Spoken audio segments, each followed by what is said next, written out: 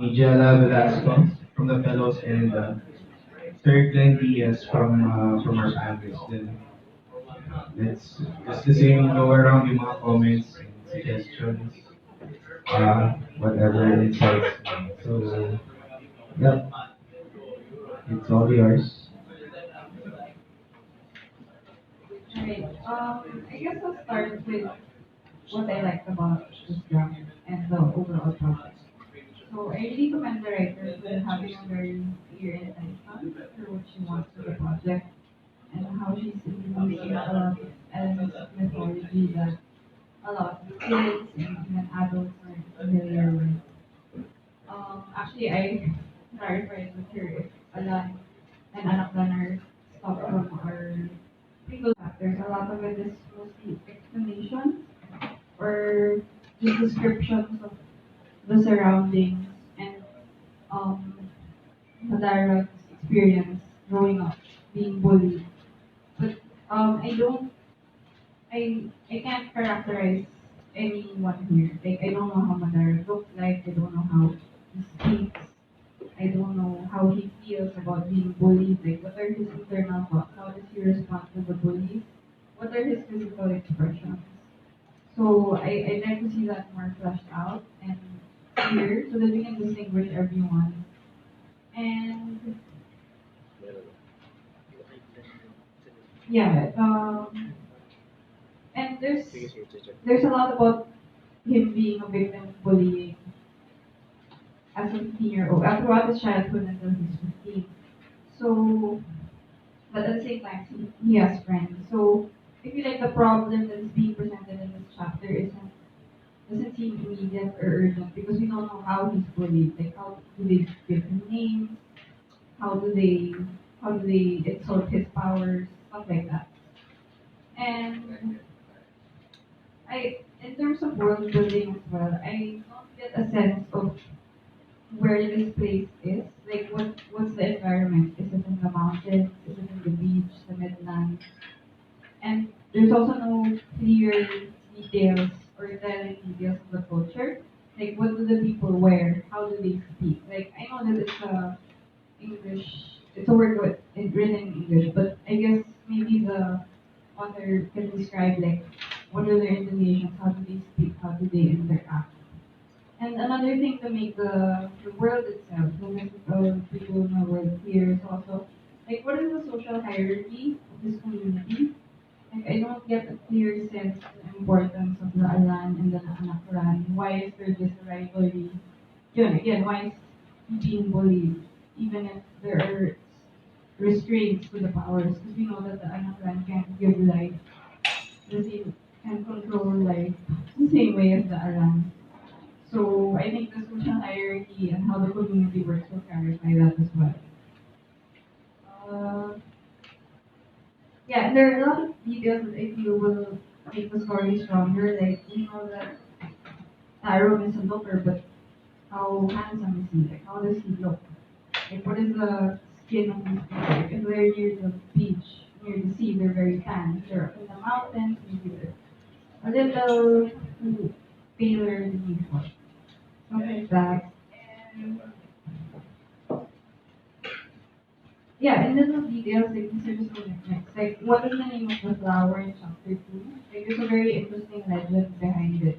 But like again, it will tell us where this place is, who the people are, like what do they call it.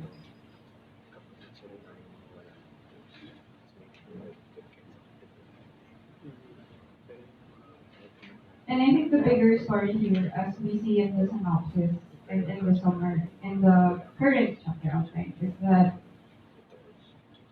we we have the colonizers who are coming, and that we have the great fire and the dreams that to predict this. But I feel like that's still not clear. But I guess that's what Jay plans to develop in the next few chapters, which aren't indicated here. So that would be my question for her later. Like, where does she plan? How does she plan to end it? And how does well, who's going to ask them? How does she plan to earn that ending? But I guess what the ending would be would help us um understand that.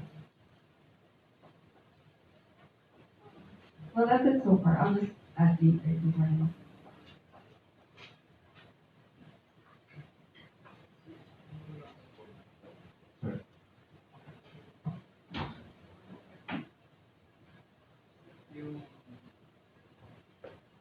Yung comment ko para sa inyong lahat, bukas, Chris, ito yung lagi natin hinahanap pagka yung buwagsak tayo. Kung magnunodera ka, lagay nyo ng dramatic present para alam namin kung ano yung asan kayo ng kinukwento dito. Kung ba't nyo kami kinakausap. Yung character nyo, patuntungin nyo sa lupa para makita namin ano ba ginagawa mo. Ba't ka ba nagsisintimiento? O kung nagra-rant ka, why are you ranting? And then, ba't ako pinili mong kausapin? So kasi ito, nakakaisang chapter na ako, ang isang palatandaan, mga novelista na nag-uumpisa, yung nakikita ng reader, yung kanyang character. Yung mahuhusay na writer, novelista, isang sentence lang, dalawang sentence lang, nakakagawa sila ng memorable character. Hindi mo na makakalimutan yun. Kasi nakabaw na sa isip mo. Di ba, basahin mo si Chris Hewson, yung kanyang unang nobela, huling nobela, natatandaan mo yung character. Kaya mo siyang i-drawing, yun yung sabihin. Pag hindi mo kayang i-drawing yung character na binasa mo, kung yung ginagawa nyo, ibig sabihin hindi pa buo yung character. So, ganun, yung pag-visualize. Eh, pagka yung guideline, parang theater. Ayaw kumilos yung istorya mo, lagyan mo ng ginagawa. Pagka yung may ginagawa yan, lilinaw yung setting niya. Yung setting na yan, makikita mo ka nakatuntong yung paa niya. Tapos paalala ko yung setting, ay laging magiging cultural yun. Kasi lugar may culture yun, may history yun. Dito, hindi ko maintindihan yun. Yung dago lang yun Kasi mabuot, mabalik lang yun Hindi ko siya maintindihan kasi hindi maliwanag yung setting. Pagkatapos, ang daming mga terms na isang technique doon, i-footnote mo. Kaya lang pag pinnote mo, magmumukhang third paper yan. Hindi na masarap basahin yun. Ang isang technique doon, incorporate mo na sa sentence. Ikama mo na mukha nga lang siyang redundant na ini-explain mo. Halimbawa yung pasok ba yun? Tama ba ako? Yung sila ala, sila anak lang. Ba't ko ba kailangan balik-balikan yun para lang ma-memorize ko kung sino Dinawin mo lang. Yung gano'n. So, mukha siyang buo kasi ang haba Hindi siya buo kasi tumalon-talon na sa chapters, hindi ko pa maintindihan. Nagtalim-talim na sila ng halaman, nag-magic na siya. Dapat doon excited na ako Wala akong maramdaman kasi hindi ko malaman yung kanyang paligid. Alam mo yung nabasa kong ganito na yung pinakamaganda na underrated sa Philippine yung Batbat ni Udan. Batbat ni Udan na mas maganda sa Harry Potter. Kaya ko yung nung una ko nabasa yun, sabi ko ang galing-galing nito. Si Telesforo Jun Sung-kit, yung author. Akala ko, para lang siyang yung Paddy's Road na nakukwento ka ng mundo ng espiritu na imagine mundo ng espiritu, paano mo na ikwento yun. Yung pala, totoo, kung pala yun, yung epiko nung taga, o yung bukid, totoo pala yun. Tapos ginawa niyang fiction na hindi ko man alam yung kanilang etiko, hindi ko man alam yung kultura nila kasi well written, well thought out. Naintindihan ko, nasusundan ko yung tigmaan ng espiritu at saka ng tao. Ito ay kulang pa na gano'n. Kaya palagay ko ay nasa concept level pa lang to. So may motor, ugawan mo ng dramatic presence para nakikita ko siya. Yun lang muna yung aking initial comment. Bukas uulitin ko ulit yung dramatic presence na yun sa inyo lahat. Kasi kakailanganin na naman.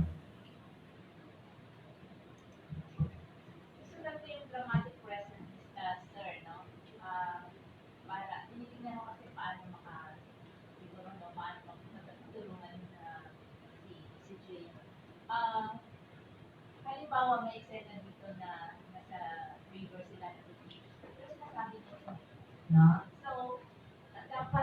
locate mo talaga. So in short, kapag ipa-plot ito, talagang nakikita mo yung river and sila na doon. At yung lahat ng sila sa, pero dito kasi hindi na-narrate palagi. Meron magaling ka na sa narration, magaling ka rin sa description. Pero lahat ito, ikwento mo pa lang, hindi pa siya talaga na-build bilang universe. No? So may boses pa lang kami na narinig na nagsasabi ng lahat. Pero hindi pa siya naging one. No? Ganun yun. Siguro makatulong kung, I don't know, no, in terms of plotting and chaptering din, bawat chapter baka maganda na mag-focus mo sa isang character. No? Common naman ang technique yun eh. So parang mas matandaan namin yung mga character nito kasi hindi pa sila yung flesh out dito eh. No? So ano yung chapter 1 ito, sige nitong character. Chapter 2 is only character. Then lahat na intersect sila sa yung ano, yung tema na place-based and culture-based. May eksena dito na yun nga, no? Yung sa pagkita, maraming details dito na pwede mo i-expound pa. No? Na yun mismo pwedeng maging core, no? Core ng bawat chapter. Halimbawa, yung pamimitas ng bulaklak, namimitas sila ng bulaklak. So nakikita natin, no? Kapag sa chapter tayo na yun, nakikita natin na yun yung dramatic present. No? But what about it, yun pa rin yung namimitas na sila ng bulaklak, nag-fish doon, pero alam natin na no, there's more to it than that. Parang kagaya rin kanina kay Ernie, di ba? Yung ganon. So, baka makakatulong yung ganong plotting and baka makakatulong yung gumawa ka ng family tree. No? May family tree. So, yung mga tipo ng novela, kailangan ng family tree no? Sa unang parte. And maganda na may map pa, no? Yung imaginary universe na ito, na nililita mo dito. May likely lang to destroy yung sa'yo. Halimbawa, si Dago. Si Dago lang yun eh. Gusto ko siyang makita. Nasa page 95 ka eh. Yung si Dagong na hindi naman malaki lang yung tao. Yung, ngayon malaki siya. E di, gusto mo malaki na siya, di gawin mo pang mean. Okay, mean na siya. Kasi kontrabida dapat mean. Tapos, i-humanize ko pa.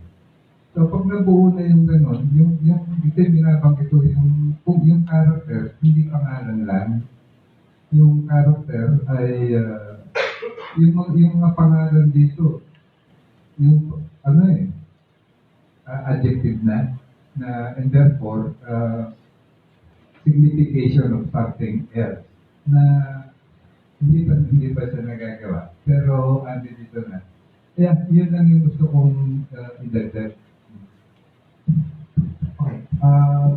Yeah, I echo the comments so far. No?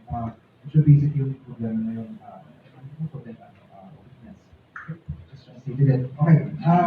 It's really, I think, the first thing you have to decide when you're writing fiction is you have to determine which sections need to be demonstrated or showed and which sections need to be told or explained. No? Parang dito may confusion as to what kind of events would specific events have to be demonstrated or dramatized as opposed to just told or told. You know? And the entirety of chapter 1, I have a feeling when I was reading it, why are you reading your notes? Or your notes? These are for you to know this universe, this world that you're building. And your job is really to incorporate that into a narrative. I shouldn't be I shouldn't even have access to it. Although, the way that it began, when grand sounding beginning. I did not come into this world the way everyone did, etc. No? Parang that kind of gave you an opportunity to be expository in the mode and yet not violate show don't tell rule. No? And yet after that one, parang you're introducing your character and may konting personality na napoproduce, nakikreate yung ganang introduction. Pero tuloy na siya sa let me show you around. Let me tell you everything about this world. And you know, hindi siya gumagalaw. Hindi na talaga siya gumagalaw. So ako excite lang ako nung meron ng ilaw na nangyayari. Creating light o on the glow, the ceremony, the ceremony, and that's the I would probably start there, and then you'll be surprised. So when you tell, when you dramatize an event, and everything if this world is very clear to you, you'd be surprised at how easy it is to just incorporate all those new roles or new rules for this world. Um,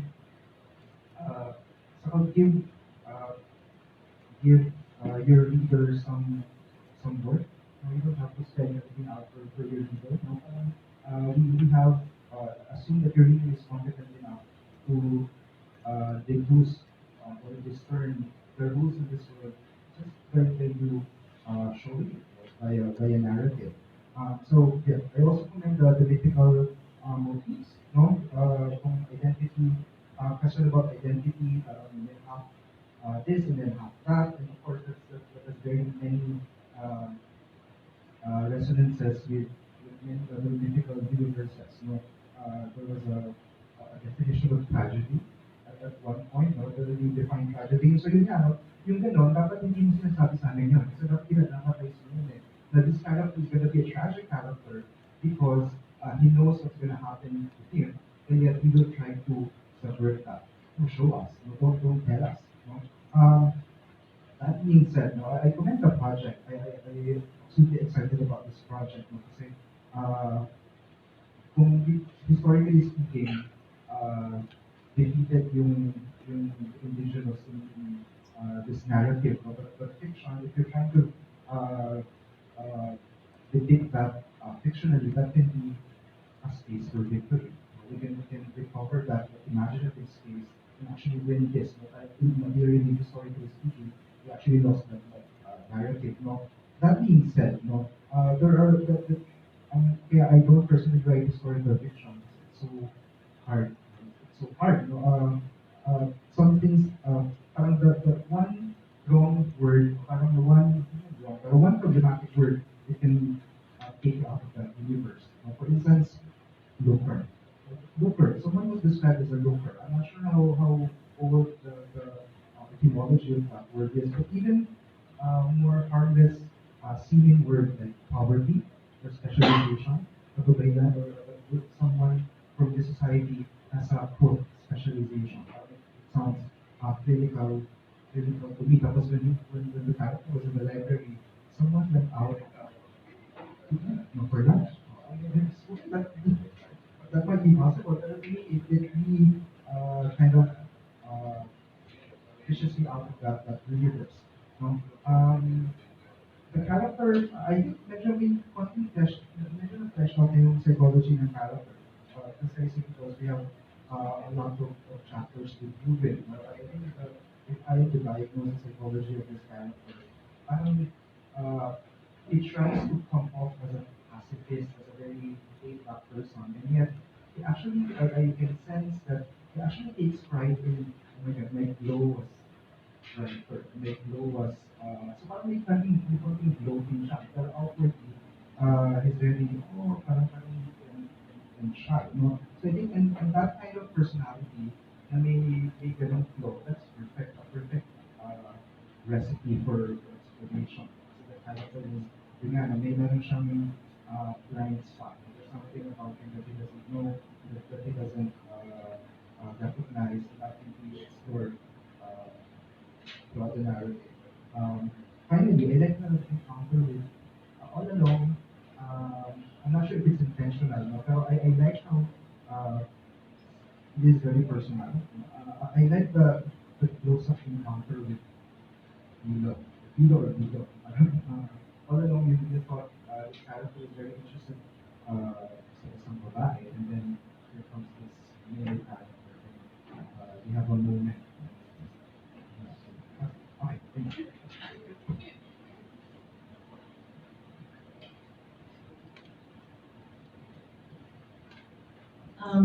Picking up from what Glenn was saying regarding language, I think this is very important because what's being told here is these are going to be a series of tales. We're in the tale mode. And the language is very important because it creates the magic. The examples that you mentioned one where there's a disjunct because somebody's going out for lunch or is a rooster. But it's a different register in the language that which is there something? Okay. There's the language register is very important. I was thinking of the counterpart in the movie. So it was part of the plot. It's an old movie, so I don't know if any of you remember. It's called Somewhere in Time. You know that? And that guy, what's his name? Used to be Superman, yeah. Christopher Reeve. The guy moves backward in time, and then there's something that he must take care not to do. And it is to do something that would recall to him that he is in the past. So when he finds this coin, I think, in his pocket, he's immediately whisked back to the present. It's a metaphor, I think, for that kind of magic I'm talking about. No? And I remember when I was first trying my hand at tales, I gave my first tale to Hilda Cordero Fernando to read because she was the only one I knew among the modern Filipino short story writers in English who was doing fairy tales, modern fairy tales. Of course, there was Nick Hawkin, but I would not have shown my first tale to Nick. Right? So I went to Hilda. And she told me, one of the things I remember, what movie yan ng brand yung mga props mo? Halimbawa, kung naninigarilyo yung bida mo, hindi pwede Marlboro. You can just say smoking a cigarette or don't use Coca-Cola sa Miguel beer kasi the spell is broken. You're creating a spell where the leader is somewhere else, not in this land, you know? If that's the kind of thing you're telling. Iba naman yung, like the Doris Lessing, no? Where you are in the present, you are taking a subway. And then the details are strange, like somebody has just had his heart removed. Ang klaseng tale. But if it's the fairy tale mode, where you're in a make-believe land, then the language is very important. I was thinking that the narrative here is also too straightforward in terms of the language. It has to be a little lyrical. It has to weave the spell. That's what I'm saying. I would point you to Flip, of course, who does this really, really well. He likes playing around with language. And I don't know how he will sound in, is it Egyptian or Arabic? Or Turkish? Arabic is Great Philippine Jungle Energy Cafe. It's being translated into Arabic. I wonder how we translate the playing around with languages. Anyway, if you... Inshallah. Right? Who's the author? Yeah, Jane, you know. If you might want to Great Philippine Jungle Energy Cafe and music chat, whether you know music chat, the most recent novel, for that way of telling a story that's storytelling. You create the narrator who has a different kind of voice than the ordinary narrator.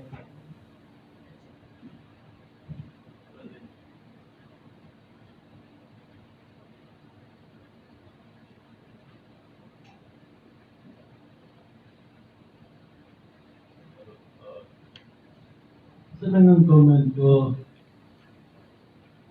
Jay, ang hirap ng ginagawa mo, ha? Mahirap yan. Yung world building mo ganyan. No? Ang dami mong naisipin. And it's quite a spread, no?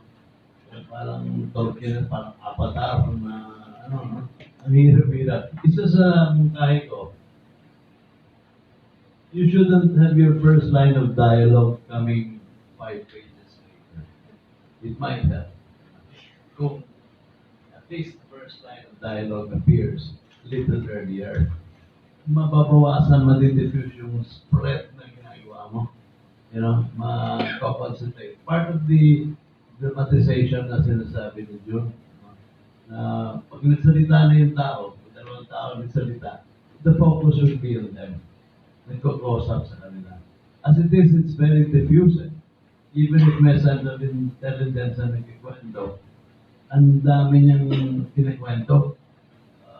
Yung overlay tapestry nitong Avatar world na ito.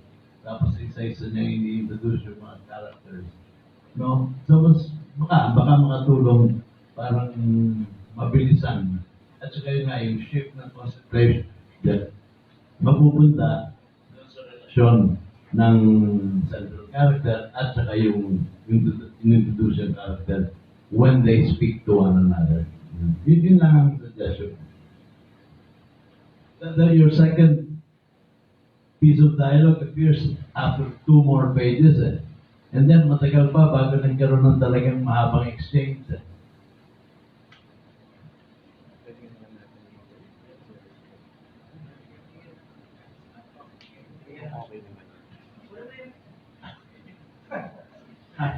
Sorry,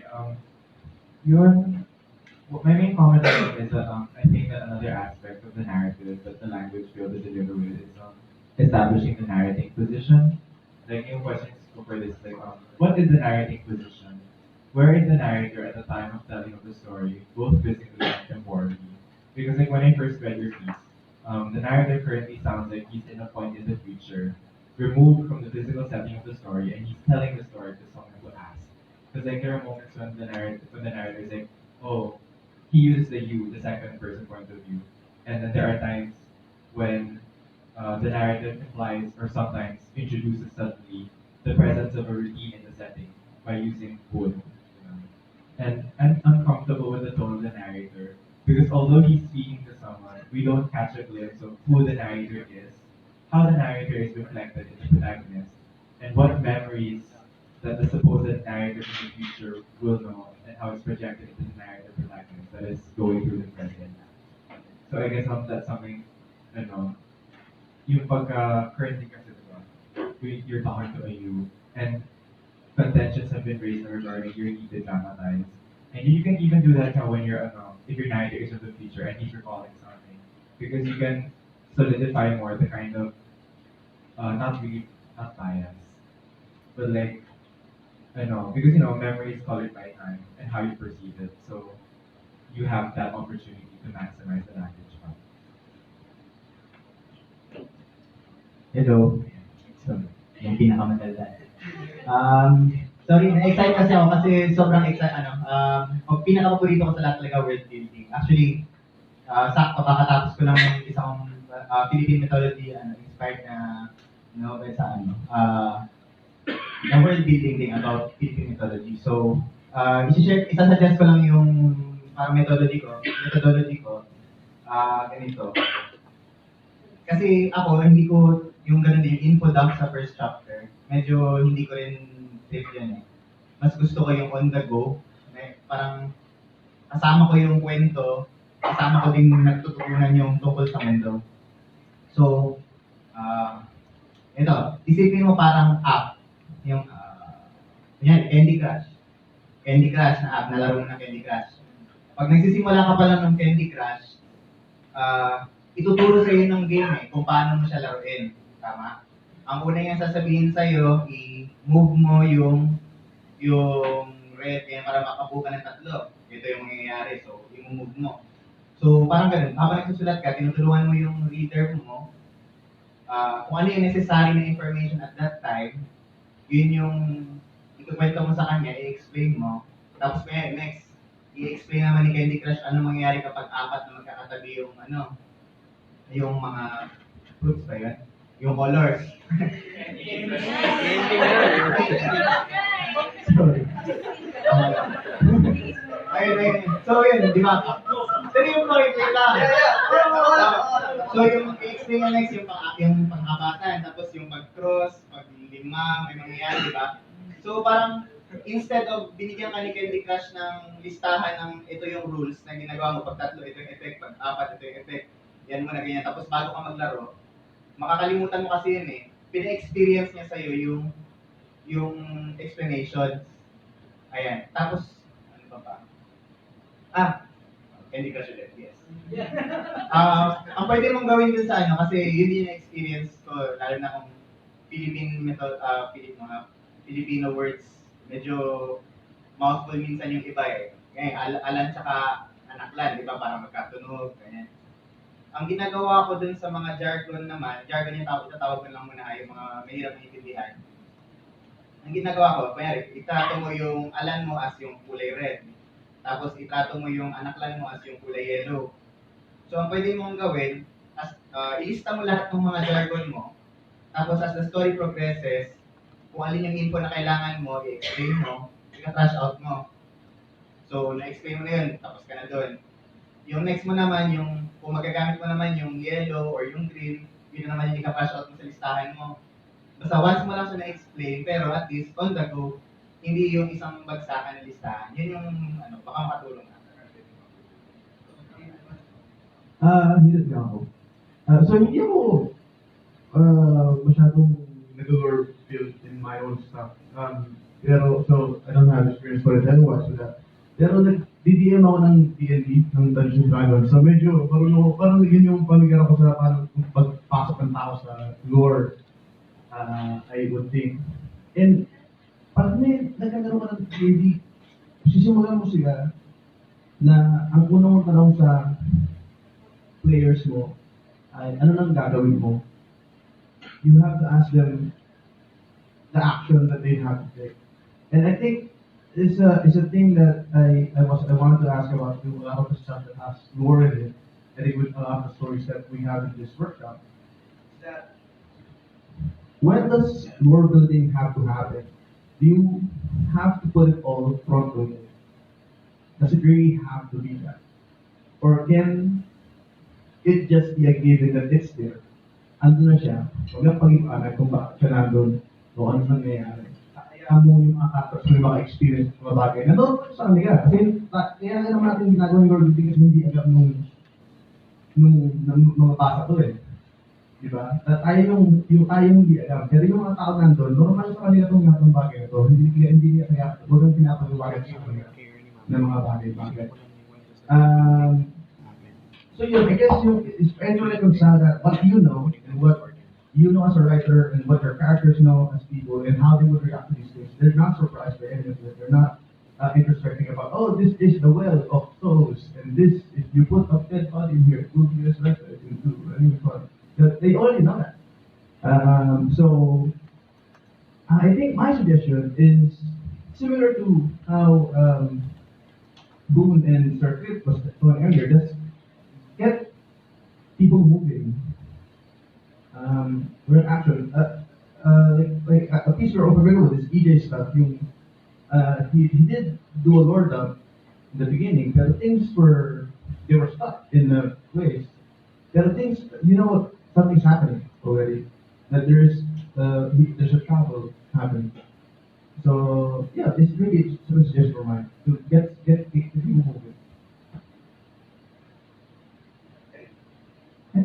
Hi Jay. Ang una kong masasabi, naganda. Medyo nag-enjoy talaga ako na basahin siya. So, it so happened din kasi na may dine-develop ako na yung second novel ko is Philippine mythology, mga legend, story. So, actually sige, unahin natin yung mga magaganda. Huwag mo matakot, okay na yun. Mas light lang yun. Kasi ito yung potential ng ganda eh. For example, yung rituals. Ang strength ni Life Earth at saka ni Jane, syempre, is yung imagination. So, yung yung rituals, ganda na eh. Parang ang creepy niya, pero it kept me awake. So, parang pagan ritual siya, pero sa kanila, syempre, ito ay hindi Catholic or hindi Christian na mundo. So, yung mga patay na bata, stillborn, nagiging source ng life. Ang galing eh, ang galing. Magagandang part yan. Tapos, sci-fi, fantasy, mga stuff, mga elements. Pero nananatili silang Pinoy yun. Okay yun eh, ang ganda. Tapos, meron kang in-insert dito na alamat. Meron siyang nadaan ng alamat. So, parang, simpleng okay, nagkwento, tapos may nadaanan na okay, na ikwento yung isang alamat. I'm not sure kung existing na alamat yun sa atin, yung alamat ng flower na yun, kung bakit siya naging gano'n. So, okay yun, minsan nag-insert tayo ng mga gano'n, na minsan, hindi naman natin magagawa ng nobela bawat alamat para maian na natin. Pero minsan, i-insert natin para, okay, gano'n, doon pala nanggaling yun, okay. Tapos, nagustuhan ko din yung tension, yung about kay Mabuot, yung ang lakas ng powers niya kaso maiksi. Yung lifespan niya maiksi. So may tension na kailan siya makakatay. So meron suspense naman eh. Meron okay eh. Tapos, yun. Tapos dito naman sa mga sa mga medyo i-improve natin, siguro okay yung mga tanong ko din. Habang binabasa ko, yung una pala, syempre, dito din ako kung ano yung mga plan, kumbaga yung system nila, hinahanap ko pa. So, as I went along, reading naman, medyo nagigets ko naman. Pero okay, yung ganda ng mga suggestions nila. Okay, siguro agahan mo yung explanation ng ganito, go to the situation, ganda naman.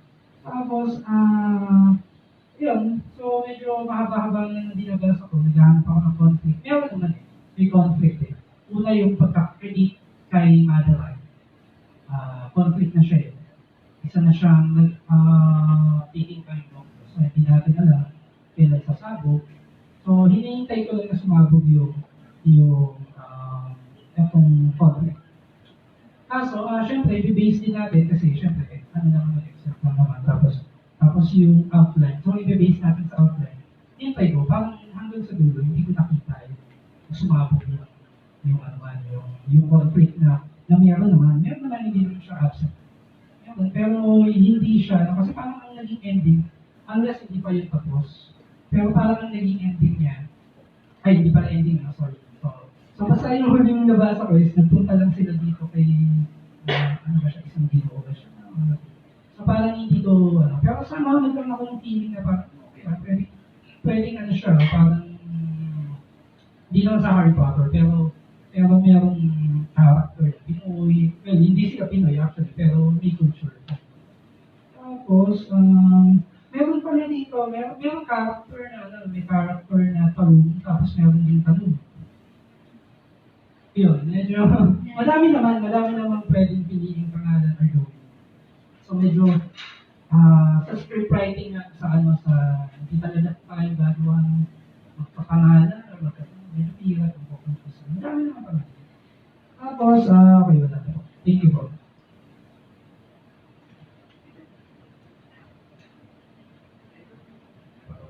Sige, dadagdag ko lang dun. Kasi you mentioned Harry Potter. I was wondering if you were inspired by Harry Potter. Kasi, I don't know if it's just coincidence, but I felt that there were some similarities.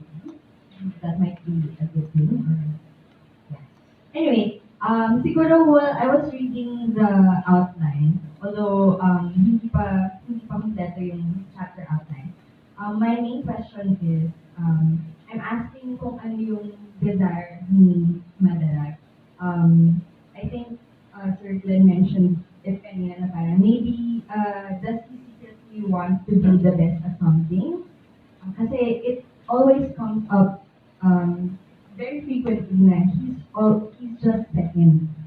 He's not the best at something in there. So that I'm wondering if that could be one source of conflict, and that maybe he does something and that he gets in trouble for it in his attempt to reach this desire, to attain this desire. Also, I'm wondering, does he long for his true home? Kasi iba yung pinanggalingan niya versus sa mga friends niya talaga, di ba? So yun lang. And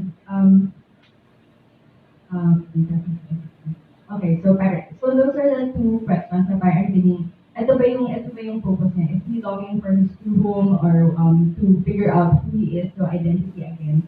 And also parang to find out that he is good at something. So yun yung parang iniisip ko na ito ba yung pupuntahan? Because yun nga, hindi pa kompleto yung nabigay na outline. Pero I would also like to comment the attempt to create this new world, this mythology, based on a certain mythology. And also yung fantasy na mas rooted in Filipino culture. I think it's very ambitious, and I'm really excited to see how it will turn out. Medyo matrabaho siya, pero I'm cheering you on. Yeah. Dalawang pa tayong lalabas ng kwarto bukas, ha?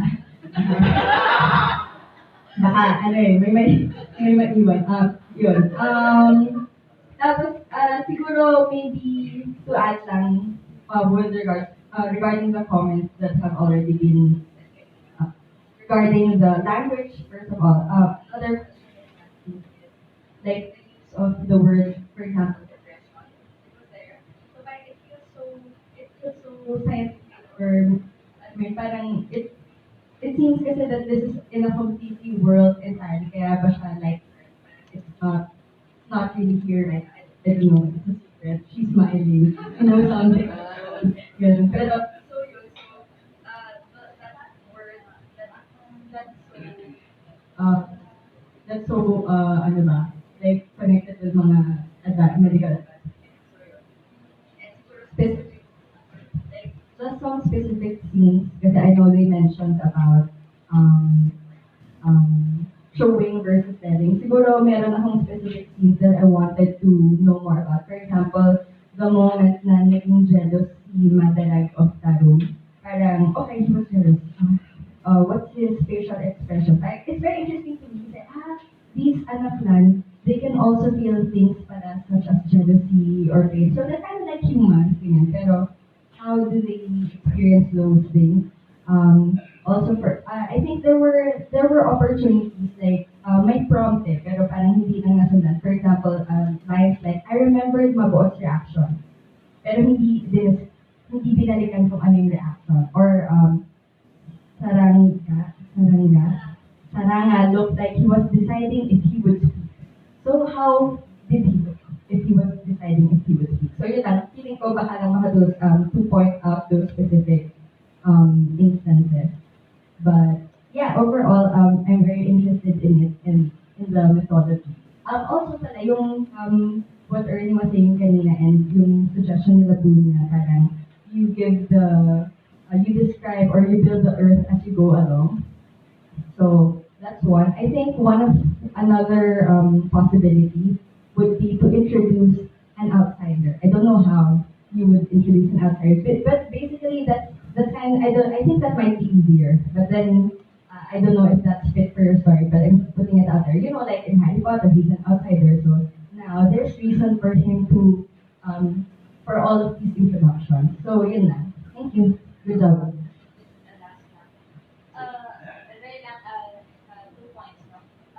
Language, I find it smooth and I enjoy it actually. The aklatan, sanulat. No, ako gusto ko pang i-challenge students to create their own language. Distort.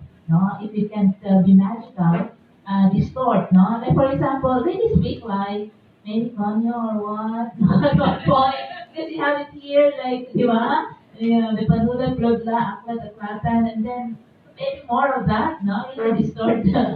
That this is the language of this world, no? And another thing, sa characterization, baka makakatulong bumalik ka doon sa archetypes, no? Para maalala rin yung mga characters talaga, no? And pag-alala mo yung uli yung archetypes, and then pwedeng, no, i-deconstruct mo rin sila, no? Para 21st century millennial yung world TikTok, no? Yun na. Yung tingin ko ay yung isang aspekto ng tawag world building, lalo na sa mga ganitong project, no? Halimbawa si Tolkien, kung bawas ng napaka-intensive, nung kanyang pag-develop. Pero magta nyo, para kay Tolkien, pag-iisipan niya, ano yung economic basis ng kanyang mga daigdig, no?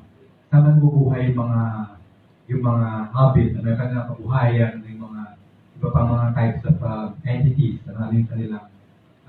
So, makita mo ron, halos yung materials ng kanilang world, they depend on what they live on.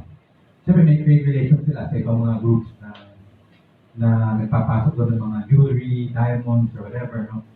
Kaya magiging dito, kasi nagtataka ko minsan dito sa story mo ay may mga iba't ibang artifacts like gold, may mga iba't ibang types of expensive, valuable stones, ano? Gems, etc.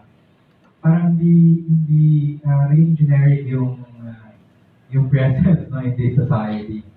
Kaya para magkaroon ka ng isang texture, no, of life, ano, mahalaga din talaga yung pag-isipan mo, ano ba yung economic foundation ng buhay ng mga ito.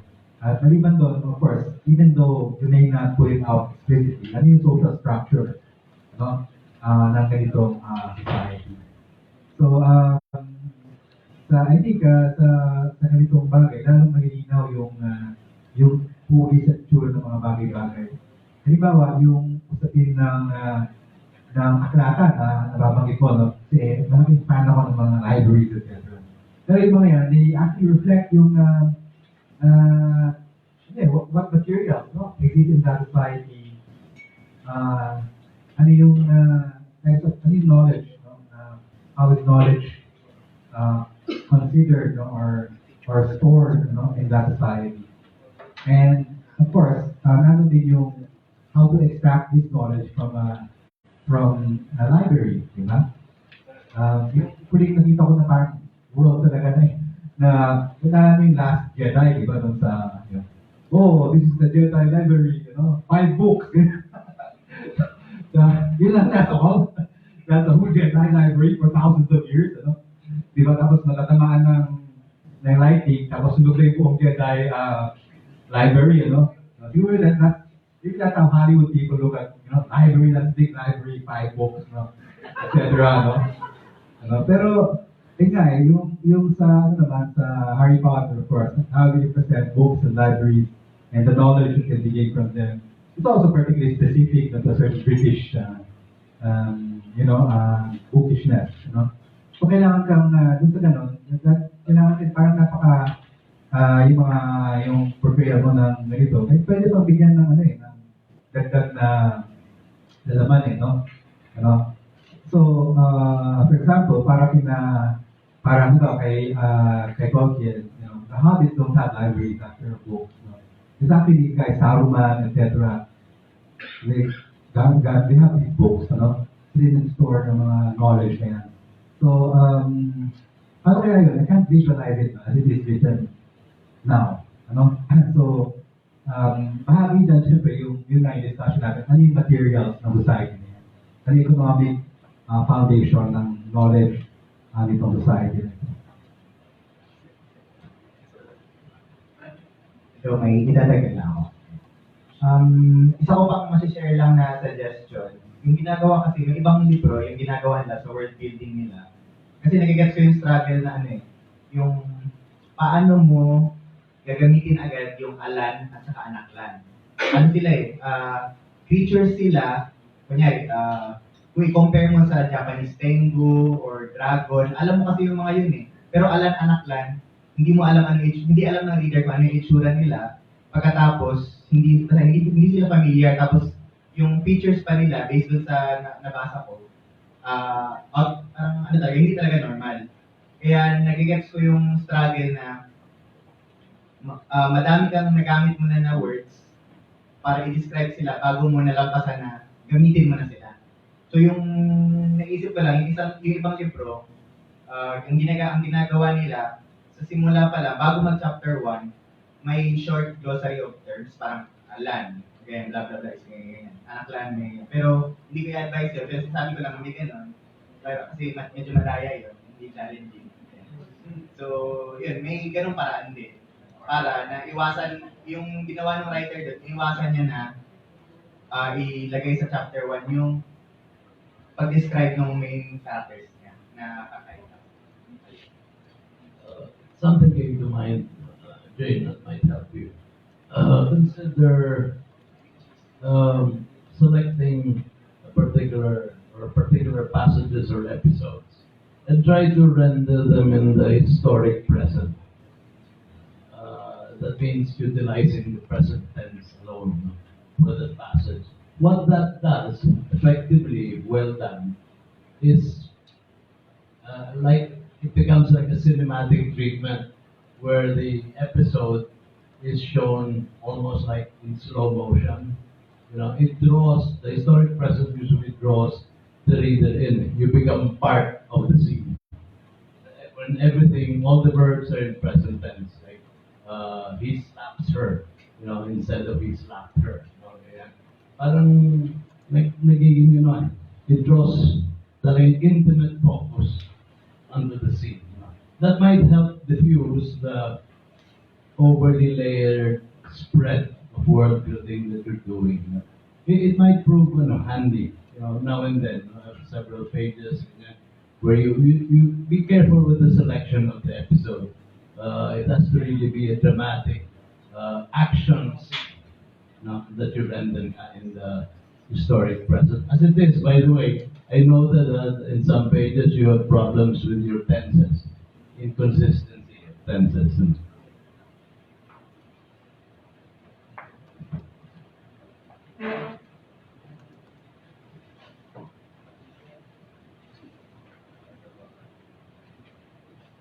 Hi.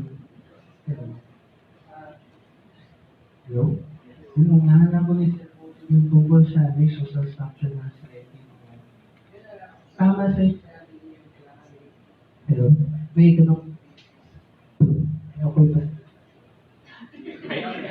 Hello?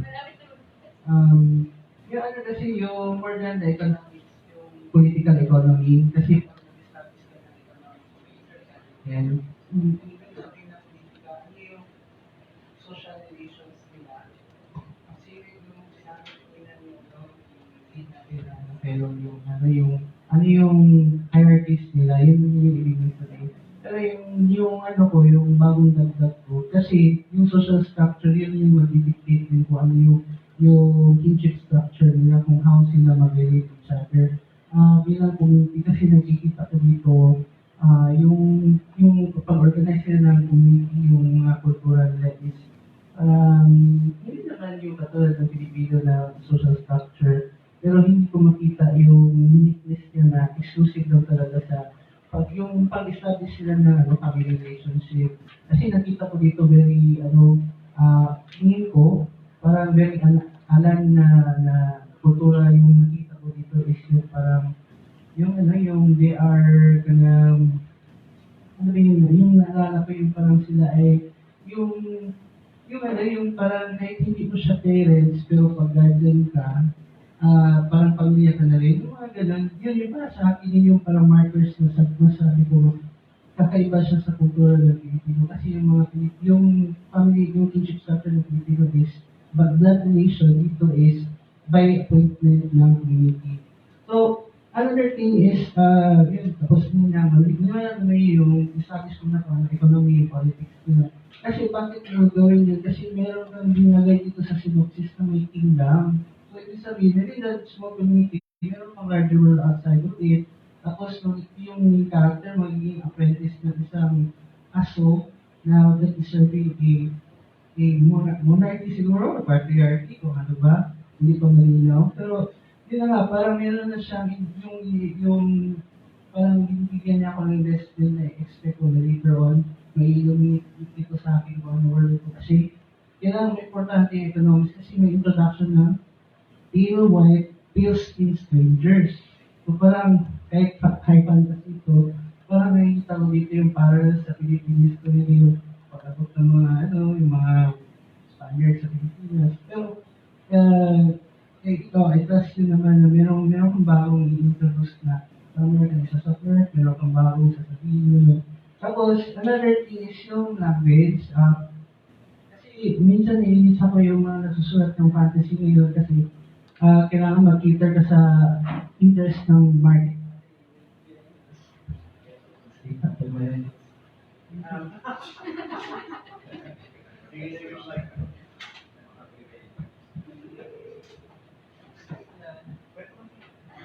Kasi yun medyo yung pace na bilang sa production. Kasi yung nirespeto ko na high fantasy world is, kahit na, gusto ko mag-make kasi parang pinakabahan ko pag nakasunta yung ibig ko eh. Kasi yung mga paborito kong fantasies, lalo na si Ursula K. Le Guin, nasusulat din siya ng YA eh. Pero yung language naman niya, hindi naman yung language ng katulad ng mga Wattpad writers na Pilipino nagsusulat ng fantasy. Yun, kahit yung elegant language na nakakaano naman yung readers, nakakakit naman din eh. So yung ibig ko lang sabihin, bakit i-elevate yung language na may fantasy nito? Kasi balikan ko yung si Tolkien. Kasi meron siyang theory about the Yucca Stroke, yung The Sense of Wonder.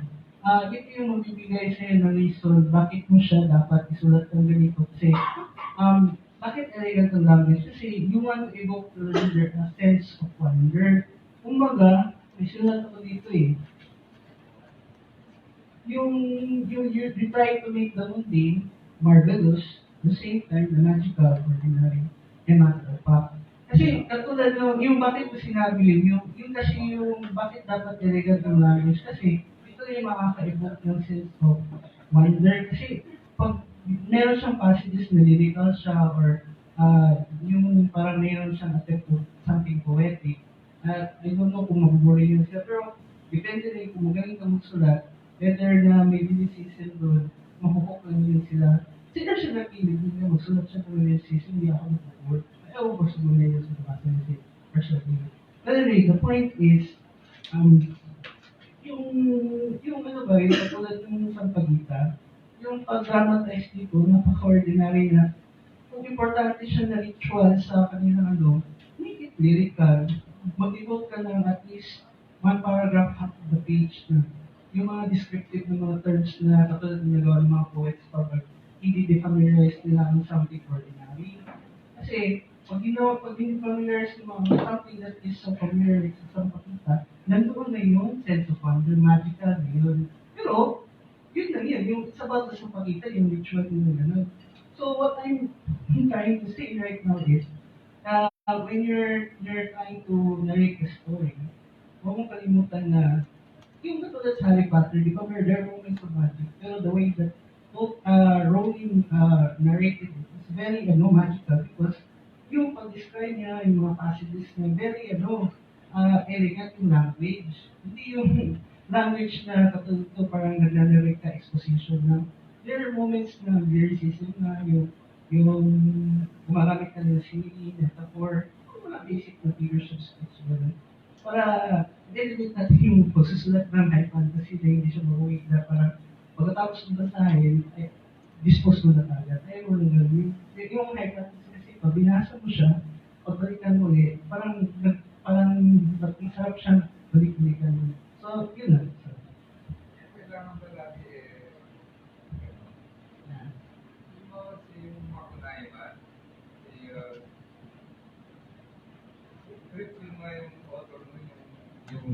yung fantasy ni Macunaíma, Mexican ito eh. Ang kanyang opening line, epic ito eh. Parang kung Pilipino, ilagay mo si Damang sa global village, ano mangyayari sa buhay niya. Mawawala magic niya. Yung opening line, yung Andrade, yung author. Ang opening line niya, oh, what a fucking world. Di ba? Uulitin niya at yung ending niya, what a fucking world. So iniisip ko, anong mangyayari kay Lamang pag pinalangoy mo papuntang Malacanang sa Pasig. Doon sa kanyang fantasy world na ginawa, nung dinala siya sa contemporary world, nawala yun sa magical world na pinanggalingan niya, nawala siya ng magic. Kaya yung tingin ko bawat generation may sariling wika. So sa halip na ipaligo yung mga ang inaabangan ko yung pag-i-evolve ng wika ng mga millennials. Hindi naman yun habang buhay na bata. Isang araw magmamature yan. Pati grammar niya magmamature. Pati yung conflict niya magmamature. But meanwhile, tulungan na lang natin yung mga millennials na makatayo. Kasi pag millennials, nakakaawa, parang tanga-tanga, kailangan turuan, kailangan bigay, parang self-species. Hindi naman gano'n. Kaya yung, sige lang magwala kayo. No? Eventually, makikita nyo, may matututunan kayo sa pagwawala at may limit ang pagwawala.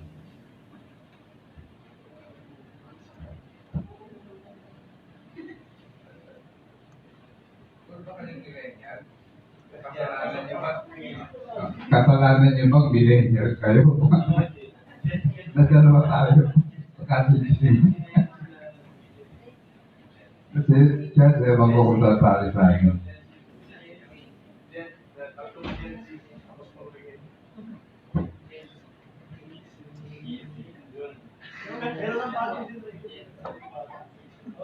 Karamihan, Gen Y na yan. Baka kami matanda na yung millennial. Matanda na. Anyway, kailangan sagutin mo na siguro yung tanong mo dun, yung to be or not to be. Meron pang isang Jen na nakalimutan si Jen na cellphone.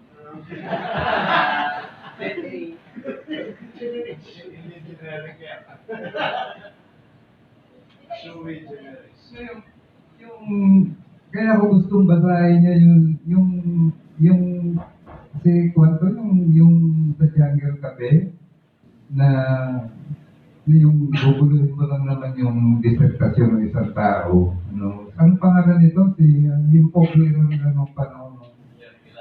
Si Leon Kilat. Ang maganda-ganda yung niluloko ka ng author, ang problema, pumapayag ka naman. Tapos yung sakay ka na pagdating sa ending, si Lito Lapid naman pala. Kaya ka na, sarap patukan. Siguro yun, yung pag nagawa ka ng fantasy na story, yung pati yung imagination, yung fantastic na hindi siya yung predictable, na kahit alam mong luma, sige yung kinatay luma, pa naman ang masasabi mo ron. Pero how do you handle? Ano yung freshness? O ano yung take mo? Ba't mo kinukwento sa amin dito? So, siguro kung ito ay parang retelling, ano yung version mo itong fantasy world na kinikreate mo. And then, siguro doon lalabas yung freshness niya. Kahit na yung huling kwento mo, yung batang mestizong naging cultural minority, na naging icon, fantasy din yun. Na, ikuan lang yun, lalaking, yung chanter, na ginawa mo lang nila, mapanay naman yun eh. Netflix kasi sila dyan.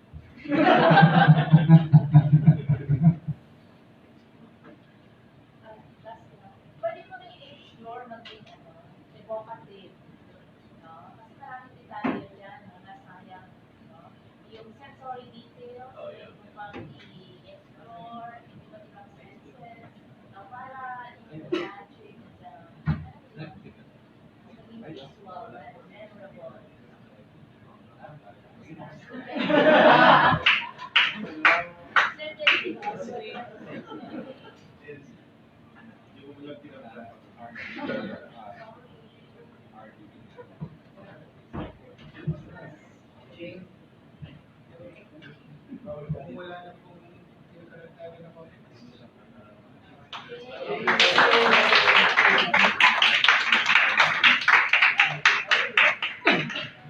Hi, first of all, thank you for all of your comments and yun nga. Actually, I started writing this in 2017. It's originally supposed to be a novella. I did submit it somewhere, and unfortunately, it did get a rejection letter. But comment niya is more or less similar to what you told me, that there are some things that I need to elaborate on kasi nga parang yung context niya hindi niya maintindihan because nagkaka-problem siya with regards to the context. With regards to yung ni Mike, yung Miguel, actually I was planning to have Madarag is actually kind of telling the story, his story, to someone. But I can't reveal who it is until the end. Kasi it has something to do also with his light, yung pag-flicker bago siya na lumakas ulit. So, it's...